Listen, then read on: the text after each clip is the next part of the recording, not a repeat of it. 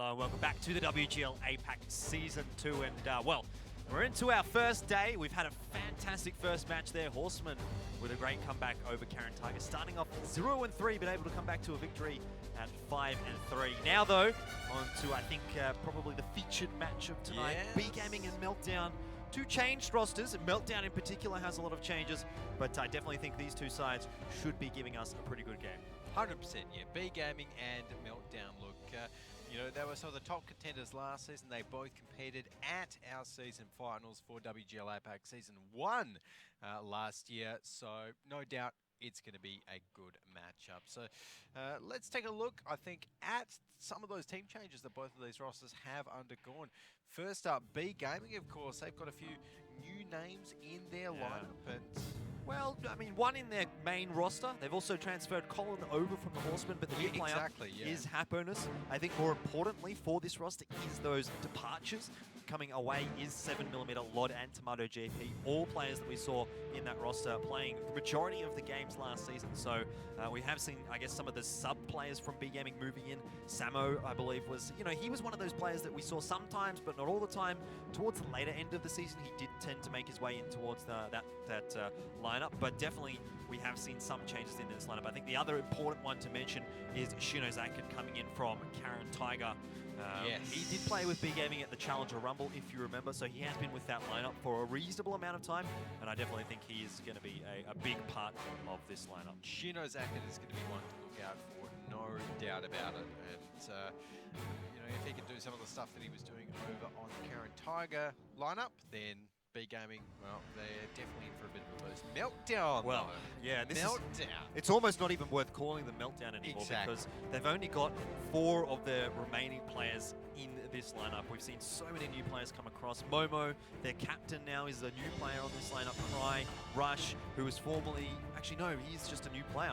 And even Fall and Pink Pig, both new players as well. So a lot of important departures as well for this lineup, Alex. Waffen 4, WTL PZ 4, Dukion, Bowsen, and Valiant. So these are all big players for this Meltdown lineup, and that was a roster that played very well last season.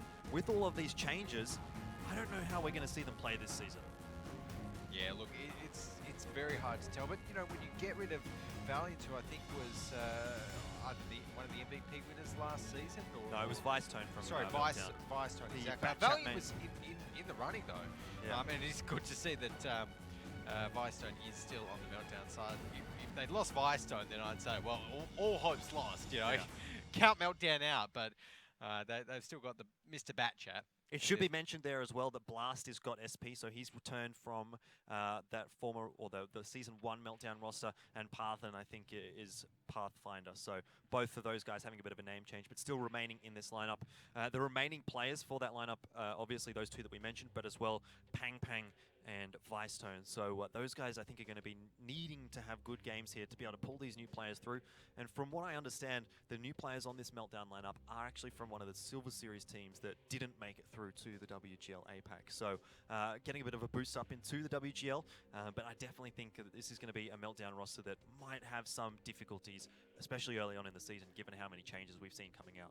Yeah, well, for sure. And so far, I think it's safe to say that most of the changes that we've seen on both of those lineups, both Karen Tiger and Horseman there, you know, I think they looked stronger than their Season 1 counterparts, in my personal opinion. Whether that's just because they've been practicing a little bit harder in the lead up here to Season 2, or whether it's because their new rosters really have made a big difference. It'll be interesting to see how Meltdown in their completely changed roster go up against Wargaming here, particularly because, like you said, some of those guys from Silver Series might not have played in the Wargaming.net League before, so it's a big step up. It definitely is, and I mean, historically speaking, these two teams do have very close matches, 5-4 twice in a row, both in the favor of Meltdown last season, but this season I think I'm going to go on the side of Wargaming. I think Wargaming have made some very good changes. They've picked up Shinozaki. For me, that's an incredible change coming in towards their lineup, but on the side of Meltdown, it's just so hard to call, so for this one, I have to say 5-3 in the favor of Wargaming. 5-3. I reckon you're close, Jordan. Yeah. But this time, I am going to go with 5-2, and I'm going to stick with it. I promise. I will stick with it. no matter what, in favour of the guys from B Gaming. So having a look across at the maps here, it is going to be the first map pick from B Gaming, so that means they've picked up Ruinberg, and Steps was obviously the remainder. The 2 picks from Meltdown, Himmelsdorf and Mines. So interesting picks actually there from Meltdown, because Himmelsdorf was not a map that they tended to play too much last season. But again, how much can we read into last season from Meltdown, given that they have so many new players on their roster? Yeah, well, exactly. It's going to be very, very hard to read into it at all, I would say. But Ruinberg, first off, I think it's going to be a good little kind of setter, a good little litmus test for both of these teams and their new rosters. Because usually a 1-1 map. Exactly, it is usually a 1-1 map. Very rarely have we seen, teams that are kind of remotely evenly matched go 2-0. So that should be a good one to start us off. Himmelsdorf again. Yeah. One of the favourites of our WGL APAC teams. It is. Played lots and lots last season. We've seen it tonight, and I never get tired of a good Himmelsdorf. No, I'm also a little bit surprised actually to see Mines picked up there from Meltdown, because if you remember last season, that was far and away B Gaming's best map. B Gaming is mostly unchanged. They have a few or a couple additions to their team, but it is, generally speaking, the majority of that roster moving over to Season 2. So I think, again, they're going to be quite strong on Mines here, and that might be a bit of a difficult pickup here for Meltdown. But not going to be seeing that until a little bit later. First map is Ruinberg. Ruinberg, here we go. We can see the fly-through in the background there. Of course, Ruinberg, very asymmetrical map. You've got one of those flags right in the city, and of course one right at the top of the city, one right out on the fields. Yep. Near the town, on the little kind of hilly area there, which my preferred point to push out to, but we've seen some crazy strats on Ruinberg before, so hopefully we can see some again. Here we go, speaking of crazy strats. CDC, 4005, Grill 15. This looks like it's going to be a suicide CDC to Stomach Up. What I'd like to see, that is actually the exact thing I was thinking when I was saying crazy strats, is that time we did see the CDC. Was it Meltdown that did it? I don't think so. I think it was Coalition Zoo. Oh, but they might have done it with the heavy. No. I forget. Twist? No. I don't remember who it was. Yeah, it might have been TCZ. No, I know TCZ. Well, I think it was TCZ that did it with the Japanese heavy tank. So might have been, but I don't remember who did it with the CDC. Anyway. Regardless, we've seen it before here on Ruinberg. They did put the CDC on towards that city flag, not the field flag. I think that much we can probably ascertain quite easily. But interested to see how this goes here for Meltdown. Get that IS-7 maybe in behind the CDC. Get it hull down. That's going to make life reasonably difficult here for B Gaming trying to get that reset. See what Evenfall does decide to do here. He's gone quite slowly. Not a rush. So, that's interesting. I suppose, is he waiting for Pathfinder? Well, it's going to be difficult for him now to get into a position on that one flag. Yeah. If that was the option that they were deciding to go for, would be surprised to see a CDC actually picked just to fight. And let's see whether or not Evenfall is going to be able to get himself into a position. Surely he gets spotted out as he makes his way up on towards this one flag.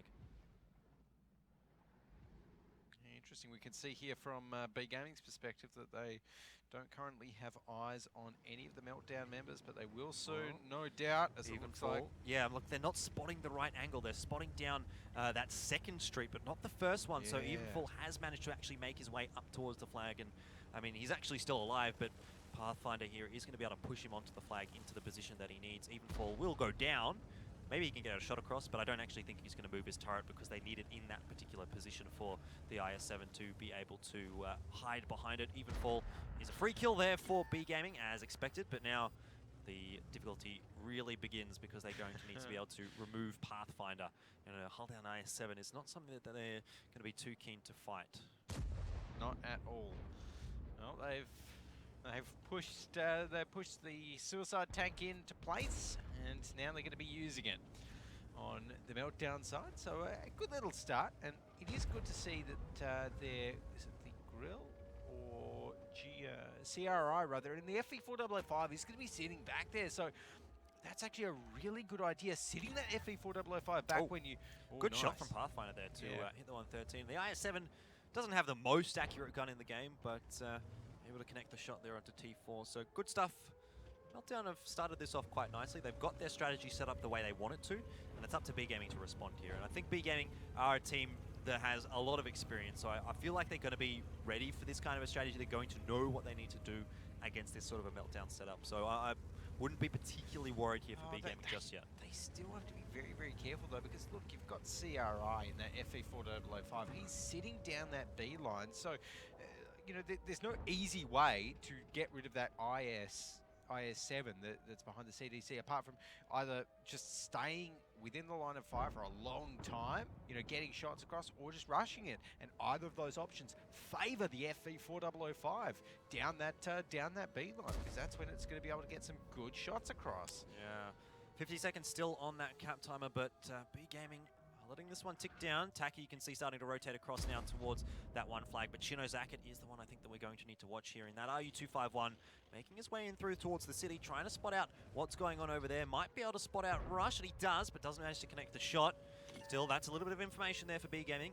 27 seconds left on that cap timer. I think it's going to have to be Colin and T4 to make their way forward, try to get that reset across, and they're going to have to cross, well, one, the FE 4005 and 2, the Griddle 15. So not a favourable situation here for B Gaming, but we'll see how they're going to be able to do it. Cry is, I think he must be tracked here. Oh. He's just going to go down. Easy kill. Actually gets ammo racked in the end there, but nonetheless, they haven't reset it. 3 seconds and left. They have not reset. As you mentioned, Colin not able to do it. He doesn't have any shots in towards that IS7, and well, there you go. That's the strategy that works every now and then, and Meltdown have pulled it off to perfection.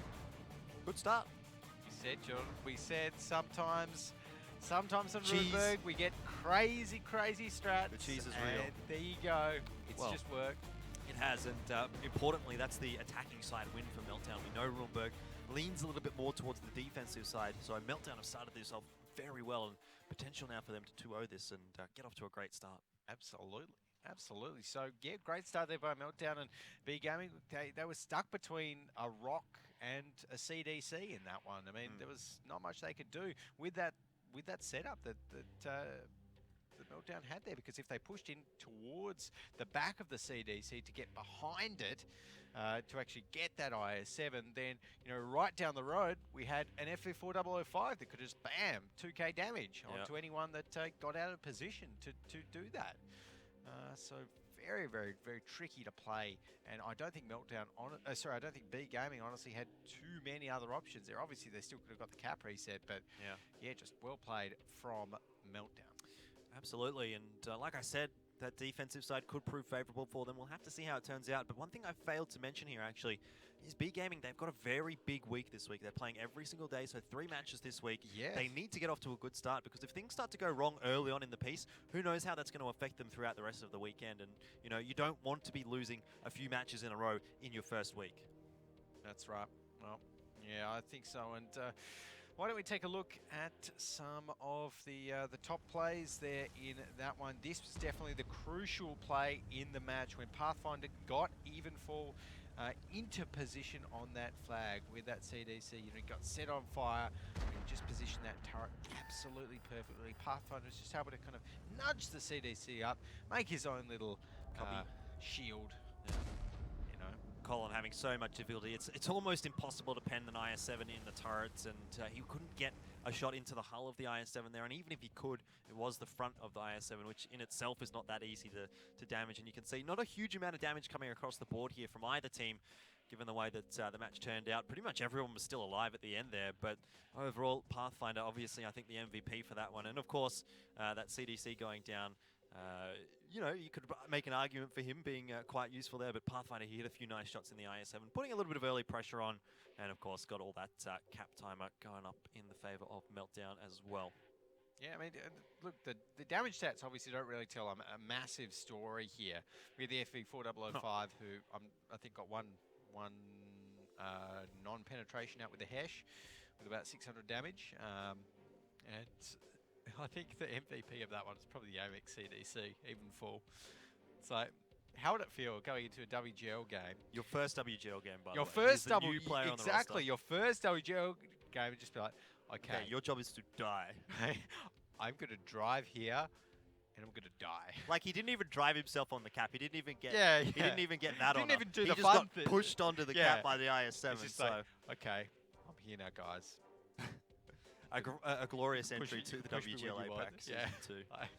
But look, it worked out for Meltdown, so I don't think he's going to be complaining at all. So, yeah, B Gaming starting off a little poorly, but look, again, I still favour them here. I think in the long game, B Gaming should be able to pull this one back. Even if they go down 2-0 on Ruenberg, I still think they're going to have a pretty good chance at this one.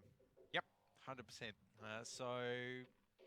Interesting start here from B Gaming, and if they can kind of shuffle it around a little bit, maybe they've got some of their own crazy strats to pull out on the attacking side here with some of their newer additions to the roster. But of course, you know, with Colin and also Shinozaka coming into B Gaming, they're two members who have kind of been around the traps a little bit. You know, don't really seem to be guys that'll bring massive different new strategies because they come from teams that have generally played fairly standard in the Horsemen and to a lesser extent Current Tiger. Right, well, let's have a look and see if there's going to be some strange strategies coming out here from B Gaming as well in the second half of Ruenberg. Does not look like that is going to be the case. A couple of IS-7s coming out for them. Apart from that, majority bat chats make me think it's probably going to be a 2-flag push here from B Gaming. How's Meltdown set to defend this? Well, Meltdown at the moment, they've got the TVP in there. They've got AMX 50B, Grill 15. It's an interesting lineup, very light. They don't have much bulk, only the single 113 in there for a bit of a bulkier heavy tank. I guess the T54 lightweight is maybe one of the bouncier lights, but that's kind of grasping at straws. Yeah. So, Meltdown definitely going to be wanting to use that mobility. They've got the mobility in the grill as well. They've got lots of damage on the field, so if anyone from B Gaming gets out of position even for a moment, then they're going to be able to capitalise on that. But, yeah. You know, in hindsight, actually, I said that this could be a 2-flag push from B Gaming, but in reality, they could actually go towards either of these flags. If they head up towards the one flag, they can get those bat chats streaming down that A-line, but does look like it is indeed going to be the 2-flag push and get those IS-7s into the pillbox, maybe get one on towards that 2-flag. If they can get them hull down, it's going to be difficult for Meltdown to deal with. Definitely. So right now, we are going to be seeing Meltdown pushing down a little bit and heading down towards that 2-flag, only leaving one member up at the 1 flag to defend that. Oh, Taki. Taki's in trouble here. He's taken huge amounts of damage. He must have just gotten spotted out there and absolutely wrecked by the Grill 15, the TVP as well, probably getting involved there. Shinozaka has managed to get himself quite far forward up in towards the town here. He's going to get some spots on, but B Gaming, that is a horrifying loss to start things off here. They've lost one of their tier 10 tanks, also their captain Taki in that bat chat. So, gee, Meltdown have come out to play. Absolutely, Meltdown off to a fantastic start, and you know, that's the danger of their lineup. It can just destroy tanks so fast with all of those auto loaders, that grill as well. And Yusa-Shan Plower, they're taking a bit of damage. Should be mentioned that is Kyung Power from B Gaming. Just changed his name. Even fall under a bit of pressure here, though. If he goes down, that's going to open up the map a little bit here for B Gaming. He's crucial in the spotting sort of a situation for Meltdown. Was a nice little bounce there from Even Fall, but will nice be turret on the T54 lightweight. Yep, that takes him out in the end. Pink Pig in the meantime. Now, AMX 50B. I think Meltdown have done a really good job of clawing this back. You can see how much damage they've done over to Pathfinder. And they've actually managed to bring the health bar back in their favour. Obviously, they've traded a tier 10 for a tier 8, which is not great in itself. But from the situation that they were in, they've now managed to bring this one back into a pretty reasonable spot. Yeah, look, it's very much anyone's game. Only 2 minutes have gone down so far, so we can see here from Meltdown's perspective, Rush in this bad chat. He's going to be scouting out the city. Dangerous, but that's what you want to be doing in a bad chat. He's going to run into that B Gaming player relatively shortly. Doesn't know where any of those players are, apart from Samurai has spotted out Haponus, who was actually moving out of the city there. So, well, a good move from Haponus. Not too keen to trade some damage with Rush this early on in the piece. Okay, well, that's fair enough. Rush was maybe looking for it, but I don't think that's going to be happening in the end. In the meantime, we do see Kyung Power or Yusa-Shan Power here in his bat chat, just sitting in the bush. He has got the camo net actually that he's running, which we don't always. Chat is interesting. We don't always see, but I really like that honestly because he's going to be able to sit that far back, and it's going to be a struggle to spot him from anywhere up from the E line. really. All right, well, those cap points starting to head in the direction of Shinozaka. Actually, it looks like he's just sitting in a bush here, so someone from Meltdown is going to have to get in and try and spot him out there. Actually, a thing that I like about the 2 flag here for B Gaming is there are a lot of bushes to hide in for that scout tank. So Meltdown, in theory, yes, they can maybe spam some of those bushes out, but there's so many that they're going to have to clear that Shinozaka should have a pretty good time of sitting on this 2 flag. Yeah, I think so. So 1 minute and 22 seconds left on that cap, and at the moment B Gaming still just kind of sitting back. Happiness, they're using him to scout out the city. Really smart move from B Gaming. That means they're going to know in case Meltdown decide to, divert 3 of their tanks through the city for a bit of a backwards flank. Happiness should be able to spot them out. And it's not going to be happening though, as Meltdown right now, they're grouping up, potentially looking to make a push in towards that 2 flag. Yeah, here comes Rush as well, up through that F line.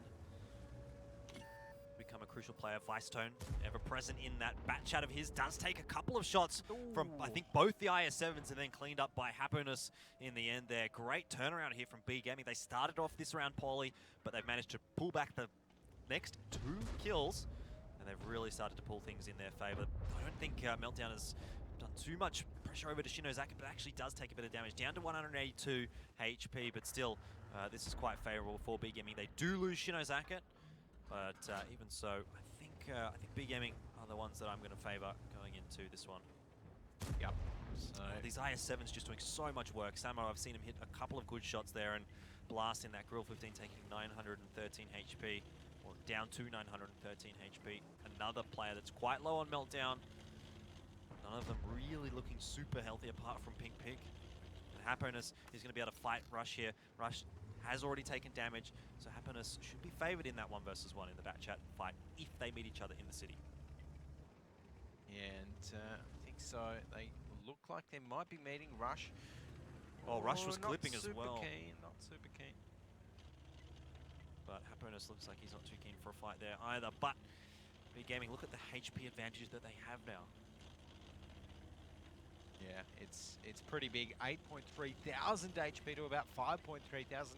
Difference of 3,000 HP, which is pretty massive. Only 4 minutes and 20 seconds left on the board. It's going to be hard for Meltdown to defend this. I think at the moment their only real option is to see if they can dodge a proper fight for long enough to maybe run down the timer. But with 4 minutes left, that's a lot of time still.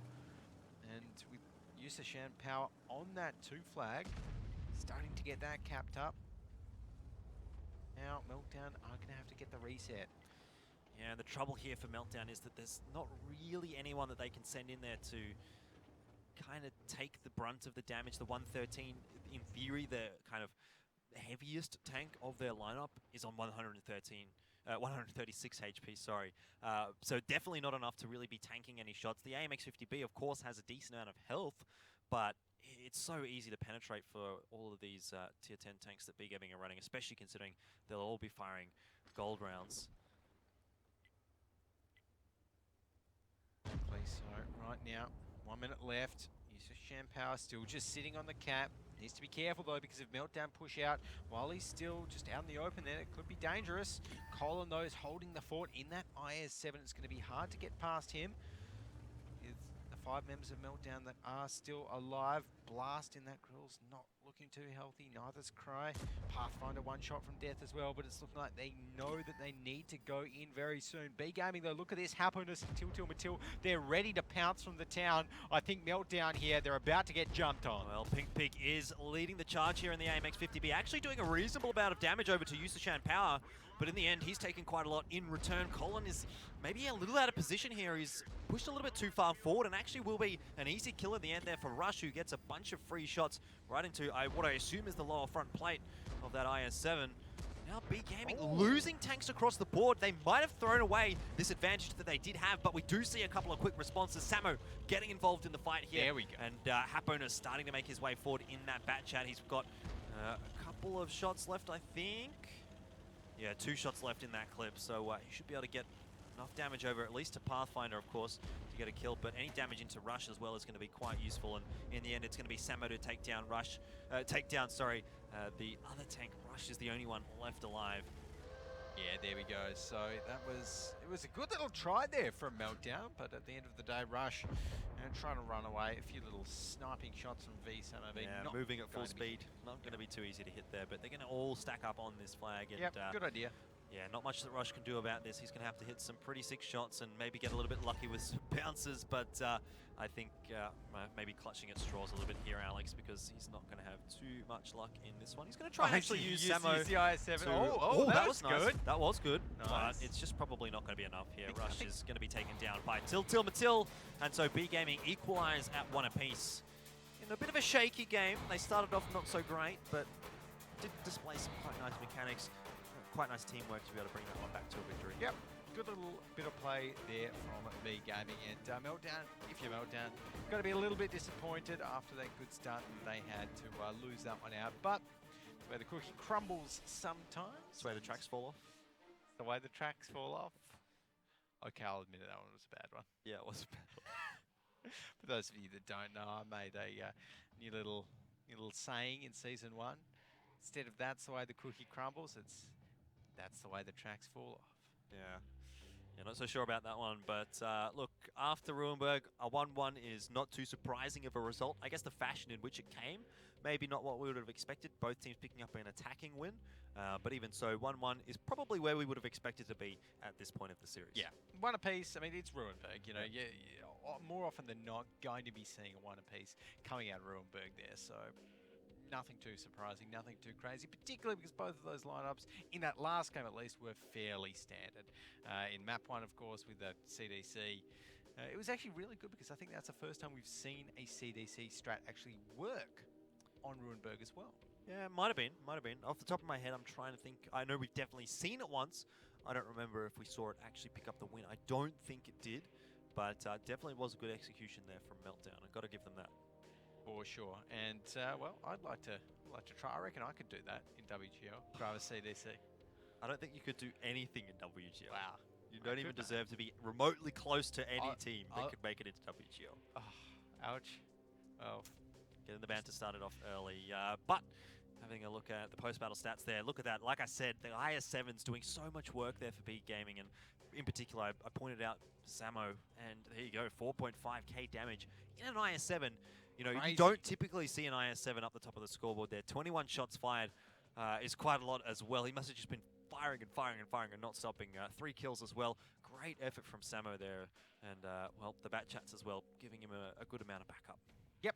That was a good little bit of play there from Mr. Samo, and I mean the TVP cry didn't do too badly either. Pink Pig, the AMX 50B 3.1k damage, and unfortunately Taki and Shino Zakat in that one didn't quite manage to get a dent on the board. What I will say, actually, I'm a little surprised to see Shinozaket being put in the RU251. Yeah, Now, yeah. The reason for that, I believe, is that B Gaming have put Utori back in towards the sub position, and Utori was the dedicated scout player there for Right. B Gaming last season. But Shinozaket's such a powerful player in the bat chat. We pretty much always saw him in a bat chat on the Karen Tiger lineup. Not so on the B Gaming lineup by the looks of things. Going to be interesting to see how that plays out because he definitely doesn't scream RU251 player to me. No. AMX 1390 maybe. I think that'd Yeah. be probably a better tank for him. It's a little bit more, I guess, like the bat chat, but I think if you're going for sort of a damagey light tank, the RU251 probably excels in that sort of a situation. It has such a good gun, quick reload, nice amount of pen, and decent amount of damage coming out from its shells as well. The AMX 1390 may be a little bit more, I suppose, situational. Yeah, Doesn't have the situational, a greatest little bit more pen. Sometimes has utility. difficulty even penning the back of some tanks. So that's probably why we're seeing the RU251 a little bit more than the 1390. Yep. 1390 may be a little bit more relevant to be picked up when you're looking for sort of more camo, I suppose. Yeah, exactly. More camo, and maybe if you want just another auto loader. Yeah. I suppose, but exactly. And moving on to our next map, I think that we should start thinking about that one. Of course, Himmelsdorf. Himmelsdorf. And I don't think we're going to be seeing too many. Well, actually, we might be seeing one AMX 1390 on the attacking side. Yeah, of Himmels. it tends to be the option of choice, I guess, for the attacking teams, Yeah. usually on Himmelsdorf. Interesting map for B Gaming, Himmelsdorf was, especially last season, obviously. They had really, really strong attacking side, really, really weak defending side on Himmelsdorf. It was like 71% attacking win rate, 13% defending win rate. So If they're going to carry that over to this season, you know, we could expect to see another 1-1 coming out from these two teams. But if I remember correctly, last time we saw these two teams play on Himmelsdorf, I said the exact same thing. I thought it was going to be a 1-1, but I believe Meltdown was actually able to pick up a 2-0 on Himmelsdorf. It'll be interesting to see how this one goes here in Himmelsdorf because, well, obviously of those Season 1 stats, which, you know, kind of lead us to believe that B-Gaming heavily favours one side as opposed to the other. But I think coming into this new season now, with all of the changes that everyone's had, anything could happen. So, yeah. What are you calling this one? I'm just going to go 1-1. 1-1? Yeah. Safe bet? I think it's the safe bet. Well, I bet B-Gaming 5-2 to Meltdown, so I reckon B-Gaming. 2-0 for B-Gaming. That's a pretty bold prediction if you ask me here on Himmelsdorf, but we'll see whether or not that's going to be the case. Of course, Himmelsdorf, as you can see on your screen, is you know, a bit of a close quarters style map. In most cases, we tend to see a bit more of the heavy oriented lineups. So I'm sure we'll be seeing something like that coming out here from the tank picks between B-Gaming and Meltdown. Probably a lot of FE215Bs, maybe a 4005, E100s, 50Bs, no surprises. WGL Alpha PZ4 is a little bit of an interesting pick there. The one from Praga, Alpha PZ4. Yeah, we don't often see that one. I do like, actually, how we're seeing this season quite a few more of the WZ111s because it's quite a lot like the T10. Its design in real life was actually kind of based on a mix of the T10 and the IS-3. For those who don't know, it's a Tier 9 Chinese heavy tank. And it's got the great gun, you know, almost like the IS-7s. It's got decent mobility, not amazing, but decent. Hull armor's bad, but the turret's quite nice as well. So it can actually fight pretty well and trade pretty well in terms of alpha damage against some of these Tier 10s. So it's a little pick. So that WT Alpha PC4, the Tier 8 German tank destroyer that leads in towards the grill. 15, so a bit of a mini grill, I suppose. Not quite as much alpha damage coming out from the gun, but certainly quite a lot for a Tier 8 tank. See whether or not that's going to play. Tier 9. Tier 9. Yes. Oh, of course, the WZ111, sorry. Yep. But yeah, of course, it's not quite as much damage as the Grill 15. Exactly. Still fulfills similar roles. Great penetration on the gun, though, of course, the 128mm gun. Yeah. We'll see how this one goes for Usashan Power. Meltdown making their way quickly down the hill here. You can see a couple of those tanks making their way down. I think they're probably the AMX-50Bs, Pink Pig and Cry. Yeah, they are in the AMX-50Bs, and they managed to catch the back of a couple of these B-Gaming players. T4 under a lot of pressure, does go down straight away. Shinozaka also taking a fair amount of damage. This is a great little sweep in from Meltdown. They focus down the 113. Good stuff from them. Taki, though, is able to trade back onto Pathfinder. A 113 for a 113, but B-Gaming, their health a little bit lacking here, and Happiness does take a couple of shots as well. Yeah, there we go. It is all happening in the town, and look at that. Usashan Power is going to be coming in as well and dealing a lot of damage in that WT off Panzer IV across the sides, though. As Meltdown, they've actually pushed all the way in towards the town. B-Gaming, they're still clumped up, and Evenfall takes a big shot, as it's looking like now the fight is evening out a little bit. Pink Pig taking down VSMOV, and now B-Gaming struggling. Well, this fight is definitely heating up. Let's go ahead and have a look and see how things sound in the B-Gaming camp.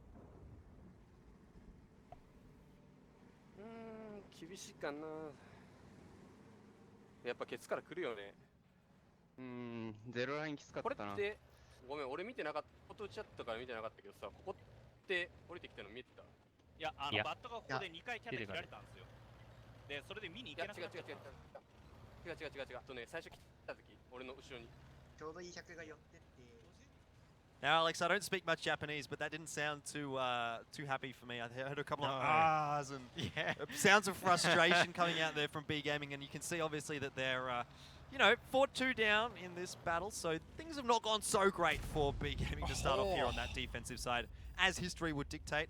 Good shot from that Grill 15 on the cross of Tacky. But yeah, look, I can't say I'm entirely surprised with how things have gone here for B-Gaming. Their troubles on the defensive side of Himmelsdorf are persisting into Season 2. Yeah, it's looking like that for sure right now as, well, we do see Vicetone taking down Mr. Tacky there. Yusuf Shampao is going to be trying to do what he can, but it's not going to be enough as Blast takes him down. So Meltdown with a pretty convincing win there against B-Gaming. Unfortunately, that means my 2-0 predictions is instantly wrong for B-Gaming on the map. But yeah, win some, you lose some, I guess. And it was really interesting to listen into B-Gaming there because it seemed they hit a point, like in their communications where it's just like, oh damn. And yeah, then like they after kind that, of knew it they were just done. went downhill. Yeah. So I think you know, a lot of the maybe I've never played obviously in WGL, but from what I would imagine, I would think once you're dead, you probably don't say a whole lot unless you're the caller, because that might just, you know, muddle up the comms. You might call, okay, I'm dead. Someone from B7 shot me or something like that. Yep. But then, you know, once you're dead for 20 or 30 seconds, you don't necessarily have much more to add to that conversation. Whereas those guys who are alive still need to be communicating between each other and, you know, keeping things, keeping the flow of communication going, I suppose, which is probably what we saw there from B-Gaming. Once those two tankers were still alive, the rest of the guys didn't really say much and just let those other two guys continue the conversation between themselves. yeah. You know, I think that's probably fair enough and makes sense. You know, if you're dead, that you don't really talk too much. So obviously, what we heard there in B-Gaming's case on the TeamSpeak. So let's go ahead and have a look at some of the post-battle stats there from Himmelsdorf. Obviously, going to be seeing some of those Meltdown players up towards the top there. The Grill 15 making short work of those B-Gaming players. 3.6k damage. Interestingly enough, Usashan Power and the WT Alf PZ4 did get 2,000 damage done, but not enough in the end to pull his team through to a victory. No, not quite enough. I do like the WTF Panzer 4 though as a pick because it's, you know, quite similar to the Griller. In that, please don't start that. I will. The Griller. I'm surprised all of the other regions another painful season. haven't caught on. But talking about the Griller, that was Blast dealing the topmost damage at 3,600 damage in his Grill 15. So I mean, only six shots. That's kind of the power of the Grill. Yeah, definitely. T4 and the 113 not able to get anything done there. WZs did work. But yeah, you're right. They did pretty reasonably, given that they were a tier 9 tank as opposed to a tier 10. But yeah, Meltdown just able to pull through the victory there on the attacking side of Himmelsdorf. Now I'm going to be switching over to the defensive side. And I got to say, I think that's going to be the difficulty. Like I said, B-Gaming do, generally speaking, have quite a good attacking side on Himmelsdorf compared to those other teams in APAC. So this might be their chance to bring it back to a 2-2. And obviously, you know, we kind of expect these teams to be reasonably close. And Meltdown definitely seem to be performing reasonably well, despite all those changes that we've seen in their roster. Yeah, I think so. And I think in that one as well, the kind of positioning of B-Gaming wasn't perfect when they started off the fight, you know. So that really didn't get them off to a good start. And Meltdown were just able to carry that through. And, you know, roster or not, at the end of the day, when you're in the map, when you've got the tanks, when you start shooting at each other, then there are some things that matter. And then, yeah, positioning is definitely one of them. And so that was something that B-Gaming got wrong. Yeah, I mean, I think Meltdown had a great read early on in the piece there, sending their AMX-50Bs just barreling down the hill, were able to catch out that 113. I think it was T4 straight off the bat, and that was just an excellent start to the attacking side of Himmelsdorf. But enough about the first half. Let's head on towards the second half. Have a look at the tank picks from these two teams. Nothing too out there. Nothing too crazy. We're seeing the WZ111 again on Meltdown side. This time their other tier 9 is going to be a Batchat 25T AP. No, little baby Batchat. And no Waffentraggers. B-Gaming though are going to be going with the E100, which we don't see too often on Himmels. Again, I'm still always a little bit torn on the E100, but against Meltdown's lineup, where you've got the 113s, AMX-50Bs, and the Batchats, the E100 generally won't have too much trouble getting through them, so you should be able to make all of those shots count, and I feel that's always key to the E100. Interesting, though, that it is an attacking side at E100. Generally, we see more E100s on the defensive side than the attack. I guess with the exception of maybe Coalition 2, who do tend to pick up mostly E100s, no matter what they're playing. But digressing a little bit, B-Gaming now on the attacking side are going to need to pick this one up if they want to keep their noses in this series. Going down 3-1 would not be too great for them. It definitely wouldn't be a great start, but right now let's take a look at where both of these teams are rolling out to. So, on the blue side, Meltdown are going to be heading out very much towards a two-flag defense. They've got Rush heading up towards the hill to spot there, make sure there's no early hill rushes coming. And that's exactly what he's going to be doing in that bat chat. Good little move.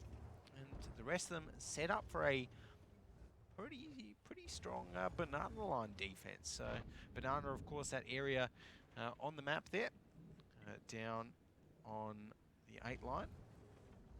So we do see B-Gaming maybe looking to even push down there as well.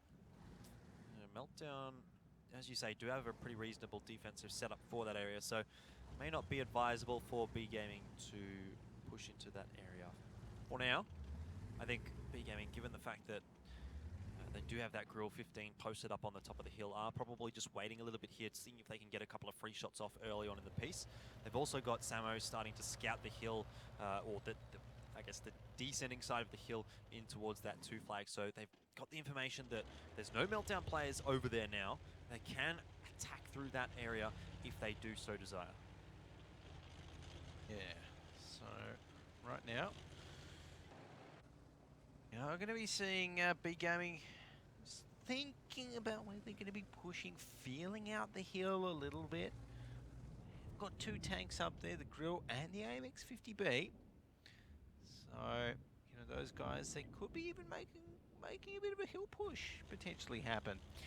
Now that Meltdown don't have any scouts up on the hill, Rush has gone down to maybe rotate through the town.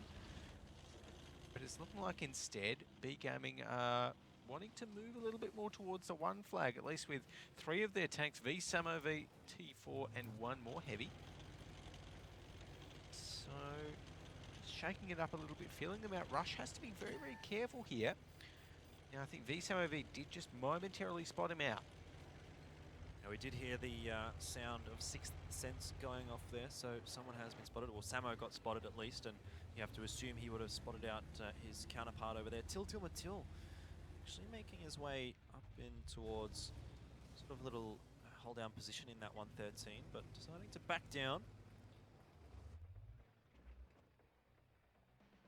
And he can see Rush there, so he has spotted out Rush, knows that that bat chat is no longer looking down the 0 line, so that could potentially give a cue for the AMX 50B up on the hill to maybe push up a little bit, try and help out with some damage down, looking down towards the 2 and 3 lines. And now though, most of Meltdown are still just holding back in the 2 line, pretty content just to let B-Gaming come towards them. Vicestone, Mr. Batchat here in his Batchat AP, just rolling around the 1 flag, that railway there is. Looks like, yeah, Meltdown here, they're pretty happy just to give up that give up the general 0 line and just defend it with their tanks from the actual 2 flag.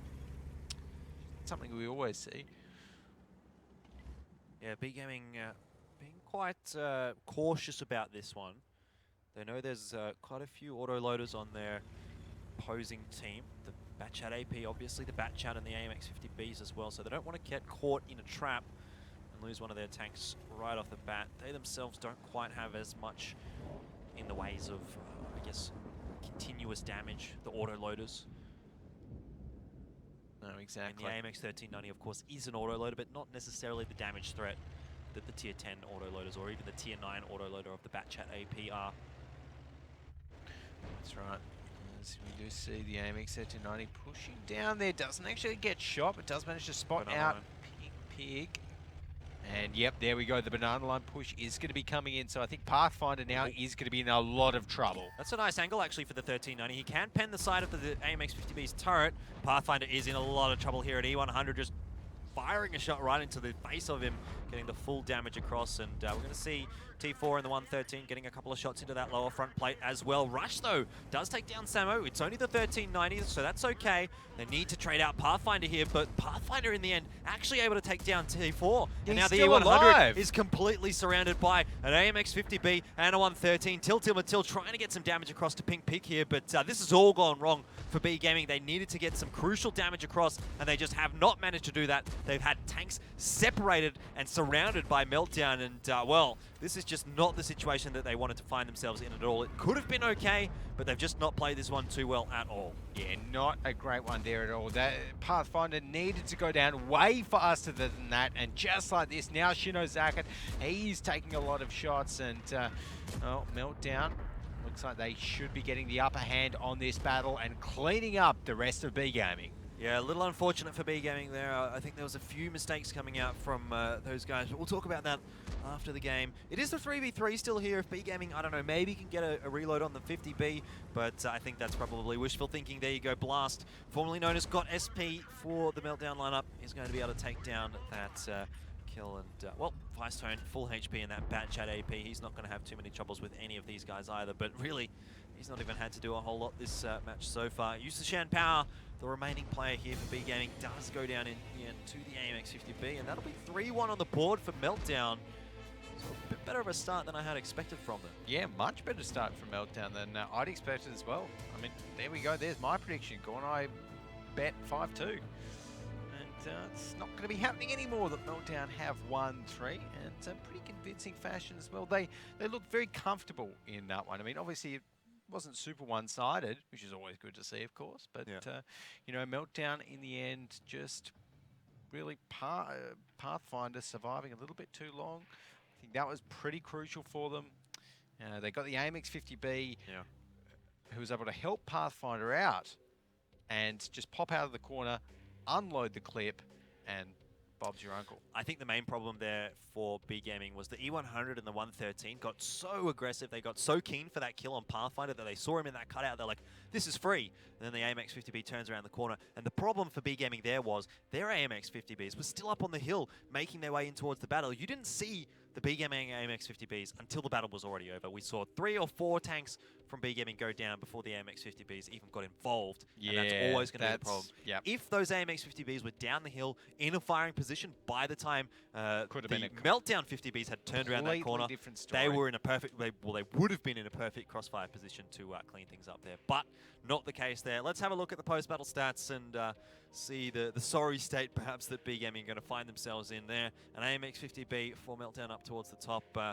Obviously the Grill 15 used to Shan Power getting some damage across, but really it just wasn't as impactful as it needed to be. Absolutely.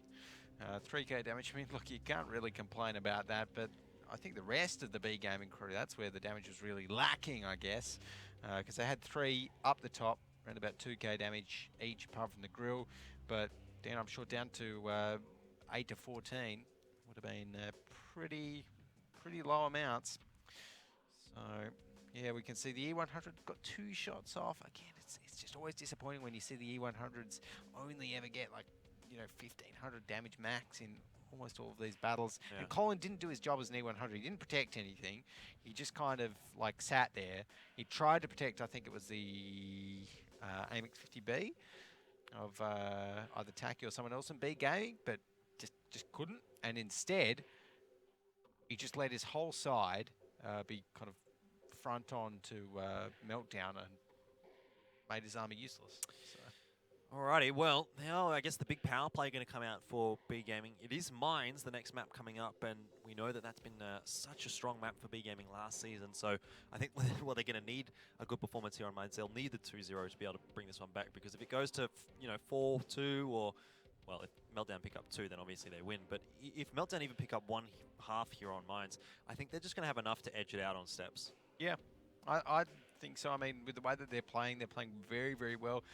Cautious play, getting into the right fights, and smart positioning there from them as well, that kind of helped them get a nice early lead there on Himmels. So I've got to agree with you. If they can kind of beast B Gaming on B Gaming's favourite map from last season at least, then They're definitely in a very good spot with their new roster again. You know, with their Silver League players, Silver Series players rather, and you know, players who haven't played WGL Gold Series before. That's a good point, I think, as well, that maybe we haven't necessarily touched on so much, is that from last season, we knew that B Gaming were a very sort of anti-strat heavy lineup. They did a lot of research into their opponents. Exactly. And the fact that Meltdown has so many new players, we don't know what they're going to be doing, but similarly, that means B Gaming also doesn't know what they're going to be doing. So that might be why we're seeing, you know, a uncharacteristically poor performance from B Gaming coming out today. Could be. Yeah, potentially they just haven't had, well, the ability, not really the time, but the ability to research their opponents in these matchups.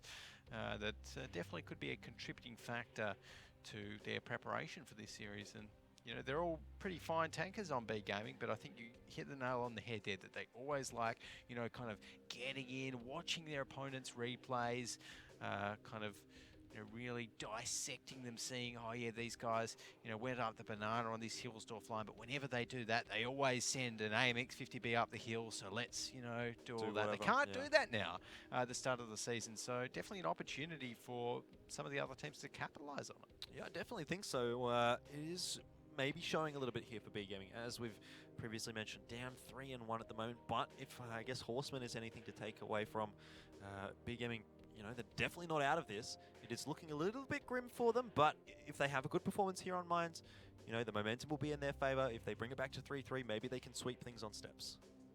Maybe. Well, a step sweep wouldn't be out of the question, I guess, so we'll just have to wait and see. But here on Mines, do you think we will be seeing anything too crazy? An Artie, perhaps? Yeah, B Gaming do occasionally take the Lorraine, but I wouldn't be particularly expecting it, I suppose. Yeah, actually, that's a B Gaming special, the mouse on the defense. They like the mouse. Mines. So, I mean, I guess that wouldn't be too different because we've seen it from them before, but it's different from the other teams. Yeah, look, we'll see what happens here. I think, or whether this new Meltdown roster has something new to offer on Mines with you know, some of their, well, many new players who are coming up from the Silver Series. Maybe they've got some silver strats that are ready to be upgraded to gold. Who knows? Who knows? Obviously, a lot of things that you can do on Mines, lots of boosts that you can get into. You know, so if they've got something figured out that they want to try, we'll see whether or not they're going to be able to pull it off. I think maybe an S-Tank even on Mines defense might not be too bad. You just pop it in that typical tank destroyer position up next to the rock in towards the back of the map. It's very hard to spot, and it can pump out quite a lot of damage. It has great camo, so maybe we see like a grill changed for an S-Tank. It's possible. Who knows? Who knows? Well, there's one way to find out, and that is to load into the map known as Mines, of course, with that hill in the center that everybody wants to take control of, so that they get map control vision everywhere, and is generally the key factor of most games on Mines. Let's take a look at what these guys are rolling with. Well, it is in fact actually going to be the Grill 15 on the defense of Mines for B Gaming. Aside from that, you know, just the standard stuff coming out. T49, very expected. Light tank on this map. The 113s, great, quick-moving tanks that can contest the hill sometimes. Bat Chats, of course, always going to be good. And on the Meltdown lineup, maybe one more TVP than we would have expected to see generally, but it's not too far out of left field. Yeah, that's not too bad. The Meltdown have that TVP. The WZ111, interesting that they go with that. Rather, I mean, it just feels a little bit weird that they go with a slightly slower, heavy tank that's tier 9 as opposed to like anything else. But I mean, you know, could still work. The 2 TVPs, like I said, very kind of risky a little bit, but let's take a look at where these teams are rolling out to. It's not going to be hill push from either side. Meltdown could be sending 3 members down towards the beach, which is interesting. We don't often see that. Trying to gain some control down near that 2 flag, but so far B Gaming on the defense we can see are not too keen, are super far back. Very happy just to let Meltdown come to them. Yeah, I mean, Taki, Shinozaki, and I think it might be Haponis down there towards the south end of that beach, the K sort of J2, 1-2 line. Interesting that they actually go down there so early. We don't typically see Bat Chats from the defensive team contesting that area. That's generally just left to its own right, and usually the attackers will sometimes move into that area of the map later in towards the game. But B Gaming got a bit of a different setup than what we're used to seeing. Used to Shan Power, of course, sitting in that typical tank destroyer spot that I was talking about. So no surprises there, but looks like we're going to be seeing Meltdown, or more specifically Vicetone, going for a boost here, trying to get up in towards that E0 area, but he's going to be forced back. I think Matil might have spotted him out there, and so that's caused Vicetone just to play it a little bit safer here. Yeah, there we go. So Vicetone in that bat chat. Just going to be looking towards B Gaming. He can get some spots. Maybe spot out that T49 of Matil, who is actually currently behind the rock. Yeah, no boosts as of just yet. Good to see that hill is now controlled by Meltdown though. It's gonna have quite a few extra spots and a bit more of an advantageous position pushing in towards B Gaming when they decide to do so. And Matil, you've got to be a little bit scared now because he is actually in a bush that could be blind fired. Yeah, it definitely could be, but in saying that, he's in quite a good spot here just to be spotting out all of those Meltdown players. That is going to exert a lot of pressure over towards that one flag side of the map. I don't think Meltdown are going to have an easy time of pushing in towards there, so they might need to make something work over on the other side, over towards the beach, or even just get some damage from that hill in towards those guys, in towards the defensive spawn of B Gaming. But for now, quite happy just to play things a little bit slower. I think they might still be interested in doing the boost here. Stone hanging around in that direction. They're trying to get up on towards the boost on the back hill there. Get a back shot up there and see if they can fire in towards that one flag. Yeah, see what they do. Could be valid. You can see Rush and Vicetone keep driving at that wall, and you can actually get up on that boost and drive quite far up, right where T49, where Matil in that T49 is looking. That mountain range behind him there, or in front of him, I suppose, is boostable. Just seems like Vicetone and Rush aren't having too much luck doing it though. Yeah, it's not looking like it, as we do see the boosts potentially coming in soon. As Mr. Batchat might be helping out Rush to do so. Got Pink Pig sitting back as well, maybe helping him out. Meltdown definitely not in a rush in this attack. Pretty satisfied. Here comes a... No, I don't think he can actually has line of sight there to T4. I thought he was actually just aiming up a shot at Matil, but I was mistaken.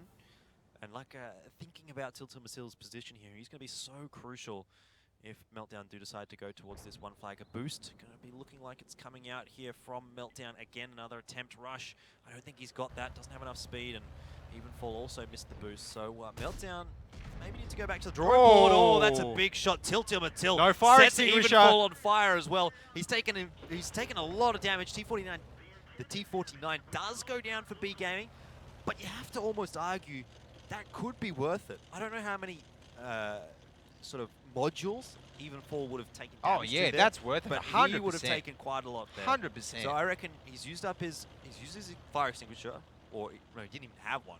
So he's probably also used a med kit and maybe even a repair kit there as well. Yeah, he'll have used all of his consumables. He's got nothing left, 193 health.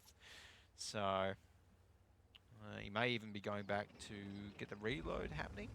He did only fire one shot, so a bit of a premature reload. No, maybe that's just the way Evenfall rolls, as Rush is in an interesting spot in the boost, actually. He's not actually all the way up on the mountain like we normally see. He's just kind of halfway up, looking across to see if he can spot anyone around that sort of G7, J6 area. Well, he needs to be careful he doesn't fall in that hole there that's just in front of the screen, because if you do fall in there, you can't get out. There's no way. But he's managed to navigate that one quite safely. Matil, poor old T49 carcass, just sitting there, and unfortunate for B Gaming to lose that tank. But yeah, he did get his damage worth out, I think. Now it just comes down to how Meltdown are going to be able to use this tank advantage. If they can get Evenfall in a safe firing position, quite far back like how he is, if he can just spot out this area of the map, he's still going to be useful. Yeah, Evenfall, it's looking like, again, that's the issue for Meltdown right here, is that B Gaming, like, they don't need to counter-strat on the defense here. They just need to play like far back, cover all their angles. That's exactly what they're doing. You know, not get themselves into any compromising positions. Till, yeah, you know, he died, but he's a tier 8 light tank. He can die.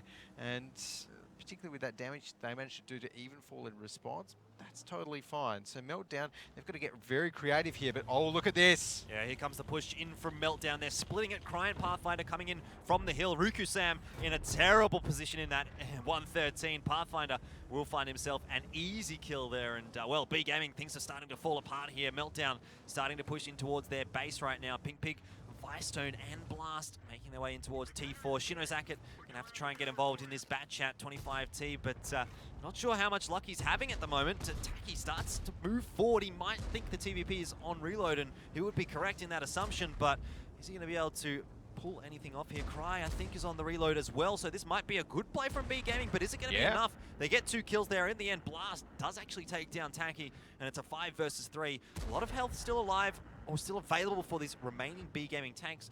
Meltdown just a little bit more lit. Evenfall, 1 shot still, as we know from the beginning of that battle. Haponas, though, is he on the reload here? Is he going to be able to deal with Evenfall? Like he is. Oh, no, there we go. Who's the Shan Power helping out his teammate, and they pull things back to a 3v3. And now Meltdown, they only have 2 minutes and 15 seconds left to work with, so they need to get a bit of a wriggle on here. They do have definitely the possibility to pick up the win here. 2 full or almost full HP bat chats on the field for them is a great boon. Pink Pig here catching Yuzishan Power off guard. Oh, that's a crucial miss. Grill 15, missing a shot. That's 750 damage at least gone begging. And that could be the difference between a win and a loss here on Mines for B Gaming. Yep. Here we go. We see the sad carcass of one of the tanks from B Gaming, as it looks like Pink Pig will be the one to finish off the last remaining member of B Gaming there for Meltdown to take the win and make the series 4-1. Well, Jordan. Well, that's not too good at all for B Gaming. I mean, Lions was formerly their best map, and they've just been utterly demolished on it by Meltdown, who, you know, weren't really the greatest of Mines teams. Obviously, some of these player changes seem to have been working out for Meltdown. 4-1 up over B Gaming, who, need I remind you, were the second place team in WGL APAC last season. Yeah, well, exactly. And I thought that B Gaming's roster swaps this season, you know, taking in Happiness, Colin from the Horseman, Shinozakit from Karen Tiger, I thought that was just a no-brainer. It was a plus. But obviously, not quite working out too well for them. I think part of it is due to, of course, Meltdown playing really, really well tonight, that they've got themselves off to such a big lead. But, yeah, B Gaming just not looking like the kind of, you know, really, really stable team that we're used to seeing from them. Yeah, it's a bit weird. Things are not going their way tonight, so hopefully, I don't know, maybe it's just first game jitters, something like that, but maybe. Meltdown definitely capitalizing upon it, whatever it is, and yeah, looking really good at the moment. Some of those boosts were, I guess, a little bit shaky. They didn't quite get them when they wanted to, but when they got up on that boost, they were able to make good use of it, and they had a very decisive push into the defensive base there, which just worked out so well for them, catching that 113 off guard. I mean, a couple of the TVPs got traded, but the traders got traded after that, so, you know, it was quite worthwhile in the end there for Meltdown. Having a look at the battle stats, though, unsurprising to see bat chats up the top there for Meltdown. Yeah, bit of bat chat action, and it's rare that we see a bat chat game with Vicetone in it, and Vicetone is not even in the top 7. Even if he's in the AP. Even if he's in the AP, normally he's still in the top 7 because he beasts it. But I guess not this time. But yeah, Rush doing a good bit of work. Pink Pig in the bat chat as well with 2.5k damage. T4 with a 2.2k in that 113, and the TVPs. Look, you know, when the TVPs live long enough to get 14 shots off each, then they're going to win. Like that's almost a given, because they're so dangerous in those TVPs to let them get that many shots off. They're damage machines, and against all of those, you know, very, Oh. very thin tanks. Vicetone wasn't actually in a AP, he was just in the regular Batchat. Exactly, there you go. So Mr. Batchat, position 10 11. shots fired and only 930 That damage. is very, very poor, to be honest, from Vicetone. You do not often see that. No. So Still, I mean, the team got the job done yeah, anyway. well, exactly. They did the job. It was just, the rest of me gaming. 1400 damage out of one shot from the T49. Oh, Ordinarily, dream. you would think that's great, but just not quite enough there for B Gaming. So the defensive side, not proving to be the greatest of results there for B Gaming. They're going to need to hope for something good here on their attacking side because, well, they're one round loss away from losing their first game in the WGL APAC Season 2. It would not be great to go out 5-1. No, Not be it's great at quite all. another drubbing, isn't it? Yes. Ooh, and they've got, this is their big week, by the way, or one of their big weeks, of course. B Gaming are playing 3 games this week. Yeah. So it's not really the week that you want to be kind of a little bit shaky still leading into the season. No. It's you want to nail it when you've got 3 games. So B Gaming got to pull it back together in this one, I feel, and at least make it a contest. Try and draw it out to a tiebreaker. That B Gaming are pretty decent at tiebreakers, are getting it to tiebreakers. So Unless they're against Karen Tiger. They lost 2 tiebreakers to Karen Tiger last season. But, yeah, look, digressing a little bit. Well, I mean, I guess you could argue they're not very good at tiebreakers against Meltdown either because they lost 2 tiebreakers against Meltdown last season too. So, yeah, B Gaming, maybe you have to go back to the drawing board here and rethink how things are going in that sort of a lineup because it's definitely not working at the moment. And, well, if they can pull this one back to a tiebreaker, that would be good in itself, even if they can get 1 point out of this situation. I think they'd be, I mean, if they lost the tiebreaker, they'd obviously be disappointed, but I think it's probably the best bet at the moment. Have to win, what, 4 in a row to actually pick up a win. 4 in a row.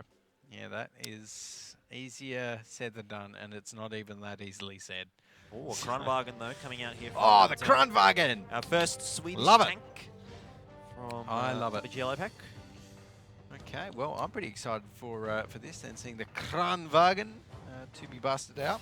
Should I say it in the same kind of accent that I use my group? I don't know. No, you don't reckon? I don't reckon. Anyways.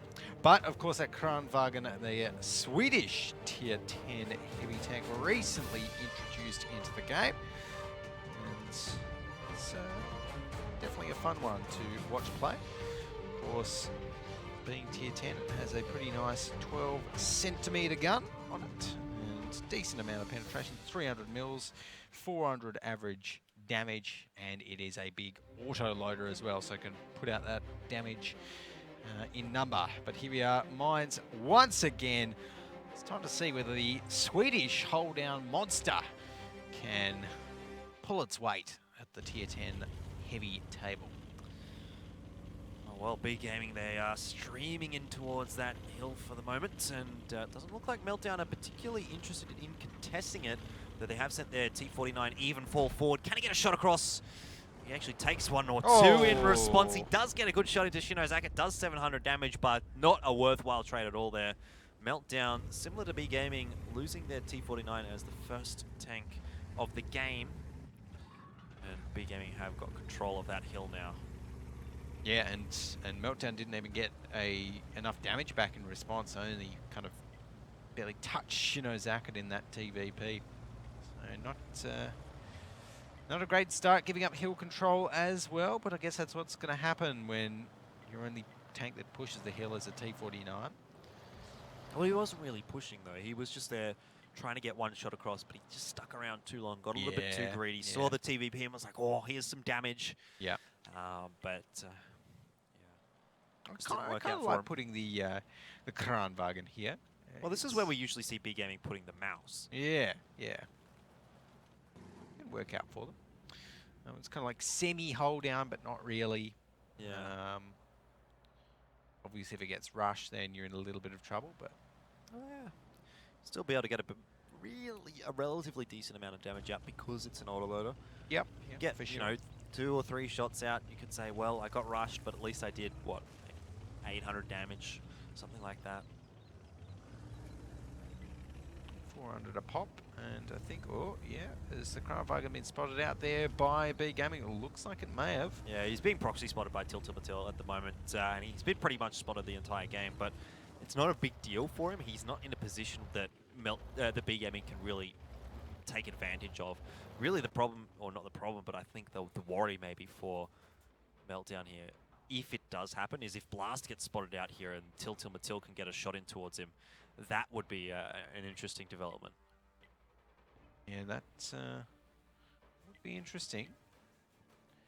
Matil does manage to do that, but right now Meltdown still just sitting back in their kind of standard defensive positions here. Like you said, the Kranwagen sitting where B Gaming normally puts the mouse.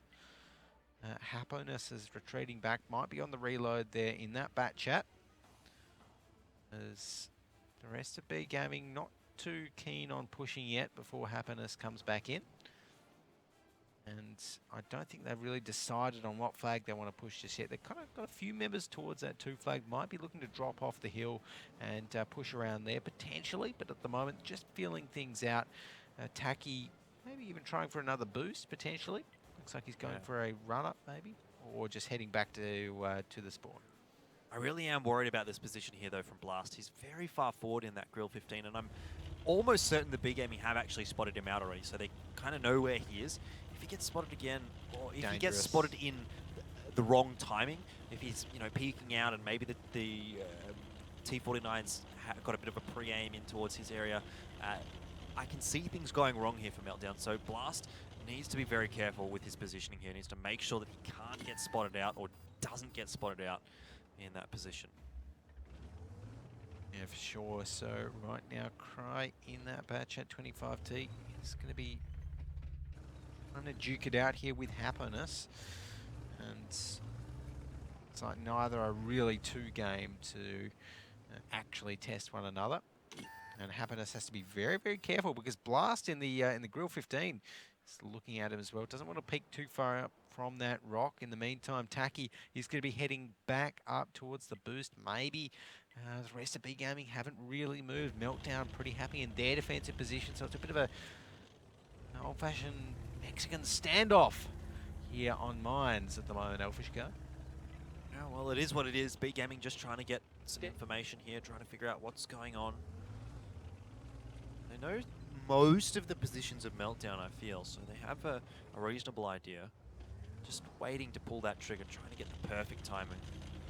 I'm starting to see a bit of movement across the board. Looks like it might be a beach push. Riku Sam and Usashan Power are headed in that direction, but now starting to turn off. I think they're just going a little bit further back safe. Yep, I like so that. they don't get spotted from Cry or anyone else that may be lurking around. Playing it safe. Yep. No, it's a good strat there by both of those guys. And Riku Sam playing it even more safe, going even further back than Usashan Power. Looks like maybe they want to make a move on Cry there because Cry has been slightly aggressively kind of wanting to poke towards Happiness. But there we go, some shots coming out. Yeah, they did know where exactly Cry was. Happiness had spotted him earlier in the piece, but Pink Pig is going to be able to take down Happiness, and I think B Gaming not going to be too keen on how this one's gone. Riku Sam does get set on fire, has a fire extinguisher, luckily enough, but really, I don't think Happiness should have gone down there. He probably went a little bit too aggressive, a little bit too early. You could see the TVP still was trying to get into a firing position by the time Happiness had actually gone down. So there could have been a little bit better execution there from B Gaming. And, well, it's a 1-for-1 trade, which does favor B Gaming because they already had that kill. But it could have just been a little bit cleaner there. Certainly could have. And now B Gaming, without that extra tank on the beach, they are going to be regrouping. They know now that Meltdown look to be pushing up towards the hill. I think Shinozaka might have got some eyes on that, and now they have spotted out some of these tanks. So we can see from on board of the Kranwagen here, trying to get a few shots. Misses the first one in the clip. Not a great start, but in this sort of hold down position, it's perfect. Not going to be able to go through that without HE, or deal damage to that without HE. If you're in something like the 113 or the T49. Shinozaka has been dropped pretty low, and it looks like Vicetone is keen for a kill here, but Shinozaka up on the mine, up on the hill there, is in a pretty safe position. Matil quite content just to continue firing his shells into Pathfinder, but does get punished for it. Pink Pig takes him down, and B Gaming, again, another mistake from them. They've allowed this one to go sort of swing back in the favor of Meltdown. That Kranwagen is doing a reasonable amount of work. The 113 not keen at all to trade with it. Taki, in the meanwhile, does take down Blasto. That's a big kill. The Grill 15 off the board. A lot of damage taken off the field from Meltdown, and well, maybe we can see B-Gaming claw their way back into this one now. Yeah, for sure. Look, you know, B-Gaming are only about 800 hit points behind in terms of overall total health. And so Taki, now that he's starting to get the reload happening, I think it's going to give the rest of Meltdown a little bit of extra time to be safe from the raining shells of Taki up on that boost there. Vice Tone as well. Not too sure what he's doing. Maybe looking up at the boost, trying to spot Taki out. Yeah, not, you know, it's getting down towards, I guess, the pointy end of things here between Meltdown and B-Gaming here on Mine, so it might not be a bad time to head on board with Meltdown and see what's going on in their comms. 각인데 이거. 깎고. 나 제약 돌렸다 그냥. 오케이. 등산 지금 등산. 일방적으로 쏘면 용질 몇 발? 온다. 빠져오고. 상대 저거 이제 내려오는 걸 것 같으니까 크란방이 침착하게 박아 침착하게. 야 너네 이거 가리면 안 되냐? 이제? 야 크랍. 오케이. 꿀장이 그거 크랍박인 먹을 수 앞으로. 있어요? 크랍박인 앞으로. 알았어. 아 오케이. 걸렸다. 탄 좀 맞아줘. 두발 체코 두발. 제발. 세발. 113 잡아 113. 네발 다 크란방이 쐈어. 몇 발? 내가 잡을게. 앞에 TPM 막으려. Fight starting to begin here between Meltdown and B-Gaming. Meltdown quite calm at the start of that one, but things are not going so well for them. Rush getting taken down very low. Pink Pig in the meanwhile, though, does manage to pick up a kill. And we've got two very low tanks here on the side of B-Gaming, a couple of very low tanks as well for Meltdown. So this is such a crucial part of the map. Oh, Russian use of Shan power. Oh, who's reloading first? They're both reloading. Taki needs to get involved. Oh, use the Chan power in the TVP. Does have a faster reload than in the Bat Chat. Does get traded out by the Krunvagen here, but Taki, full HP in that Bat Chat. He is going to be such a powerful weapon here for B-Gaming. Yep. He is surely going to be able to clean things up. Pathfinder is going to go down here. Taki does have 2 shots left, and that's more than enough to deal with Pink Pig, who only has 331 HP of damage. That's definitely not enough to tank 1 shot from the Bat Chat. And all Taki has to do now is basically not mess up 2 shots, and he'll be okay. No pressure, Taki. It shouldn't be too difficult. I mean, the Bat Chat, quite easy to pen. Well, he'd have to get pretty unlucky to lose this one from this point out by the looks of things. Actually, oh, he's got no time. He's got no time. He's gone the wrong way. no time. Oh, Meltdown are going to be able to close it out there, 5 and 1. That's not great at all. No. I thought he knew where. I Same. thought he knew. I thought he was going towards him. Oh. Well, So annoying. So annoying if you're in B-Gaming's position there. It's like, yes, okay, yeah, we won it. 1 shot to go. yeah, no time. Well, that's a little unfortunate there for B-Gaming. A very poor performance to start off in Season 2 of WGL APAC, I've got to say. 5-1. B-Gaming doesn't get 5-1 by Meltdown. No, they get 5-4'd by Meltdown. Yeah, But exactly. apparently this season they get 5-1s. So, well, look, I had some questions about this Meltdown lineup coming into this, but it seems like they're working pretty well. I'd put my money on them. Yeah, well, you would have been a lucky guy tonight if you had to put your money on them. But, yeah, look. Actually, you know what I think I'll have to do? Yeah, what's that?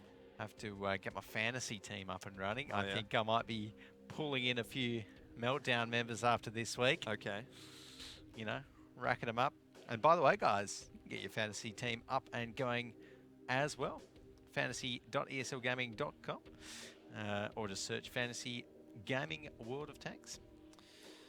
Yeah, well, definitely wouldn't be putting too many of the big gaming players in that lineup at the moment. I think they've got to go back to the drawing board. Some of the communication didn't quite seem on point there. They had some errors, especially on Himmelsdorf. There was some big ones, but look, I think we're going to digress a little bit too much there. Let's have a look at the battle stats for the Mines. It was Pink Pig in the Bat Chat doing the majority of the work for Pink Meltdown. Pig has been doing work for Meltdown. Yep. He's been doing really, really well tonight. I think we'll have to look out for him in the coming games, in the coming weeks. For sure. You know, Rush and Cry as well, they've been generally speaking up there. Blast is really good at that grill. He loves playing that one. plays it really well. It's a grill short. I don't even know what that is. A grill short.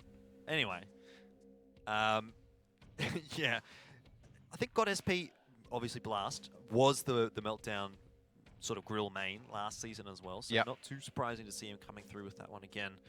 On the other side of the scoreboard, both T49s not having the greatest of games. The Kranwagen maybe a little bit disappointing there. Only 6 shots fired and 828 damage out of your Yeah, tier 10. I- Not quite enough. Admittedly, he got 2 kills, but I just feel like, it wasn't necessarily anything special. You could have had a 113 in there, anything like that, and it would have done just as much damage, or if not more. Yeah, I to be honest, was not impressed with the Kranwagen. Like, it just never got into a position that game where like the Kranwagen wants to be in. And I don't really see why it was so far back. I mean, look, it worked out in the end, but I would have liked to have seen like a bit more of a hill pushy sort of thing with the Kranwagen to kind of back them up a little bit later on. Coming up the hill, getting hull down, really using that turret armor to its advantage. But, Yeah, well, was a pretty good day to start things off here in the WGL APAC. We've had our 2 games. Now let's go ahead and have a look at how those ones turned out. Horseman versus Karen Tiger. That was definitely, I think, my pick of the 2 games tonight. Really great performance from Horseman, coming back from a 0-3 deficit. But a good performance as well from Meltdown to start things off here with a 5-1 in their first match. yeah, absolutely. Meltdown looking super duper strong. And look, honestly, I think Karen Tiger, even though they lost 3-5, they're looking pretty strong as well, in my opinion, because they looked really, really good in those first 3 games. They did, start off 3-0 against the Horsemen. So lots and lots of changes already to the teams. I think our ladder is going to look nothing like last season if the rest of the teams that are still yet to play, keep going. I think there's one thing that we can probably say for certain is probably that EL Gaming is going to be sitting up towards the top there. I don't think they're going to be knocked off that post. I would probably expect to see, even though B Gaming have had a poor performance here, I think they'll be able to come back and have a few good performances this week maybe and restore our belief in them. I think they'll probably be up towards the top again. Meltdown I expect up towards the top, and then I think it's going to be again probably between Karen Tiger, Horseman, Team Efficiency fighting for that 4th spot, seeing who can get in there and sort of rumble with the big boys. Rumble with the big boys. Rumble with the big tanks. Well, no Rumble this season, As actually. well. Challengers Rumble is of course, from Done last and season. dusted. What they're playing for this season is, of course, the Grand Finals spots. So that's probably even more important, I think, than last season. Yeah, well, probably more important, and not to mention a big chunk of cash, over $200,000 US in our APAC season prize pool for this one. So pretty impressive. Yeah, alrighty guys, well that's going to be all from us tonight here in the WGL APAC. You can of course join us tomorrow at 3:30 PM GMT +8. It is a delayed start, but we are going to have 3 games for you tomorrow. 3 games on Sunday as well. Be sure also to tune into the WGL EU, which will be going on tonight on this same channel. But until tomorrow, from the WGL APAC, good night and happy tanking.